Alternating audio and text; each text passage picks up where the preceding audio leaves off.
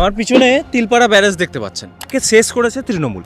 সেচ মন্ত্রী মানস ভূঁইয়ার কথা অনুযায়ী এখানে 21 কোটি টাকা জল ধারণ ক্ষমতা বাড়ানোর জন্য বা রিপেয়ারের জন্য খরচা করার পরেও এখানে ডিভাইডারগুলো সব ভেঙে যায়। আমার পিছনে এই যে দেখতে পাচ্ছেন, এই যে ব্যারেজ, এর সব ডিভাইডারগুলো ভাঙা আছে এবং এখান থেকে আর জল পাস করানো হচ্ছে না। এখানে পশ্চিমবঙ্গ সরকারের নিয়ম অনুযায়ী ব্যারেজ থেকে 3 কিলোমিটার দূর অবধি কোনো রকমভাবে ইল্লিগাল বালি বা কোনো মিনারেলস উত্তোলন করা যাবে না, বালি তোলা যাবে না। কিন্তু আমার পিছনে দেখতে পারেন যে এই ব্যারেজ বন্ধ হওয়ার পর থেকে ওখান থেকে ইল্লিগালি বালি তোলা হচ্ছে এবং বালির যে বড় বড় ডাম্পারগুলো সেগুলো কিন্তু একটা টেম্পোরারি ব্রিজ বানিয়ে এদিক ওদিকে নিয়ে যাওয়া হচ্ছে।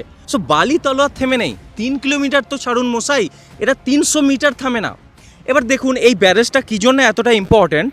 এটা হচ্ছে আমাদের নর্থ বেঙ্গলের সঙ্গে সাউথ বেঙ্গলকে কানেক্ট করছে, ন্যাশনাল হাইওয়ে 14 এর উপর দিয়ে যাচ্ছে।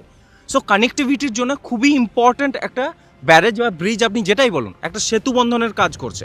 এবং এটা আমাদের ভুললে হবে না যে এই তিলপাড়ার উপর দিয়ে, মানে এই ময়ূরাক্ষী যেটা তিলপাড়ার উপর দিয়েই যাচ্ছে, বীরভূম, মুর্শিদাবাদ এবং বর্ধমান এই 3টে জেলার 2,26,000 হেক্টর জমির সেচের কাজ এই ময়ূরাক্ষী নদীর জল দিয়েই হয়। কিন্তু অবস্থা আপনি দেখতেই পাচ্ছেন, এই যে ডিভাইডারগুলোর আমি ভিডিও আপনাদেরকে দেখাচ্ছি, তো এইগুলো সব ভেঙে পড়ে আছে।